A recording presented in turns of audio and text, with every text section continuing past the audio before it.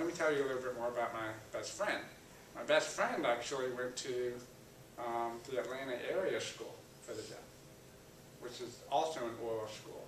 So he had his early exposure to oral deaf ed there, and then I think he graduated from that, went into the mainstream setting.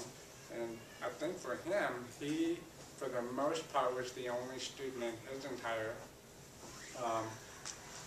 primary, secondary education, the only student with hearing loss. And Atlanta's a big city, right? A lot of kids there, and he was still the only one. He still felt very isolated. So here we are. He is a sophomore, and I'm a junior, because remember I transferred from a community college to the University of Georgia. And there he is standing at the elevator. His elevator goes up to the 7th floor, my elevator over here goes up to the 9th floor, and he just so happened to be standing on a day when he was wearing one hearing aid, and it was on this ear. Now, you heard about all my experiences, even from middle school, even from being back in preschool around other kids with hearing loss. So it meant nothing for me to go up to a perfect stranger and say, hey, I've got these too.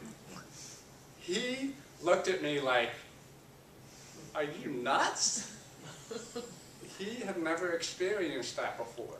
He did not identify with anybody else with hearing loss.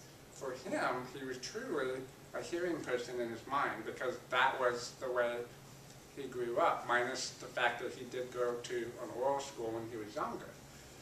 And so I think he was really creeped out by that. And he said, good to know, got in the elevator, took off, and then we would just kind of keep bumping into each other, say hi to each other, and then finally it was just like, okay, hey, come up to my dorm room, I'll come down to your dorm room. We started eating together, started hanging out together, and I just came to find out that he really didn't know a lot about hearing loss in general. And I was trying to introduce him to people who knew sign language, and he was like, well, that's cool, but I don't want to learn sign language because I'm afraid it's going to mess up my speech. You know, that's a whole other discussion. But I was like, you know, Dean, for me, yeah, I can function as a hearing person, but I feel like I belong to a group when there's these other individuals with hearing loss, regardless of what our communication is. So I said, you might just try it. You can still be the hearing person that you are, but there's this whole other world you haven't experienced. And so it wasn't until I left the University of Georgia that he decided to go ahead and take a sign language class, and he did. Lo and behold, he ends up becoming a teaching assistant for one of the professors there, and he's teaching sign language. He ends up getting a job at the Atlanta area school for the deaf, working as a substitute teacher. And in one of his classes, he met his future wife, who's a speech pathologist. Okay? They don't use sign language at home. They use sign language because it's a social thing. Okay? So I've had a lot of pleasure watching him grow up, even though he was only a year younger than me. So I think my message there would be, do what you're doing now and stick with that, but be open to other possibilities later. Okay? I guess just don't be narrow-minded. So anyway, so I'm in college, and again, being oblivious to things, I was like, okay, I'm going to be an audiologist, and graduation is right down the road. Oh no, you have to go on and get your master's degree. Nobody told me that. So I'm like, great, deadline's coming up, so I apply for one graduate school, and that happened to be Georgia.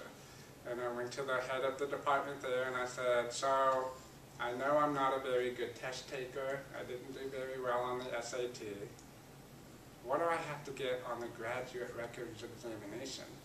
He says, well, if you can make a minimum of a 400 on verbal and 400 on quantitative, you should be good to go. And I got 840. Of course, my classmates were getting like 1,000 or something. But, you know, for me, that was good. And I got an acceptance letter for graduate school. Of course, that was a life-changing experience. experience in and of itself, learning about hearing aids, learning how to fit my own hearing aids, which is kind of cool. But right around that time, cochlear implants was just starting to crack the news and the media. Didn't know a lot about it, but because I now identified with some deaf people, I'm like, well, if my hearing continues to progress and go, then that's good enough for me. I'll just be a deaf person the rest of my life. And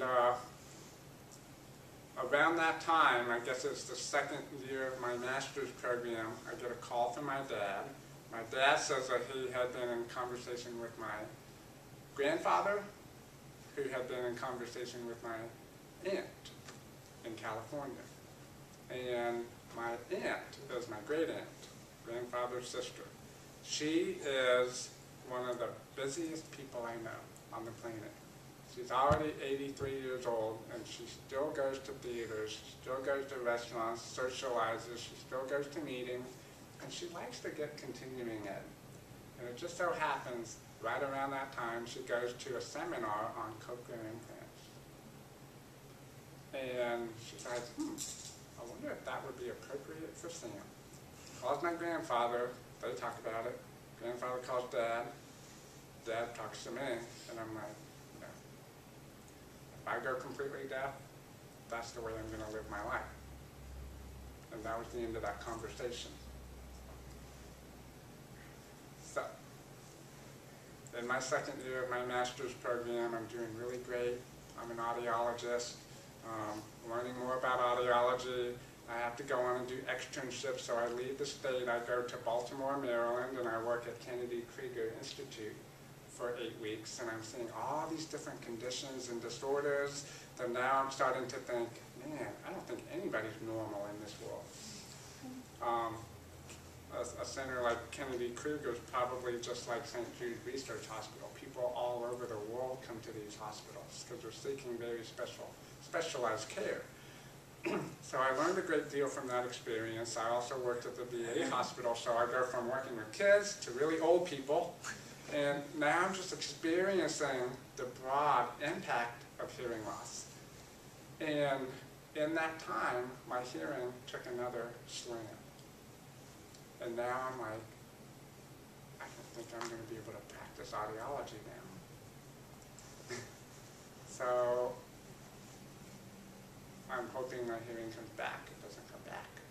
And so I start thinking about PhD program.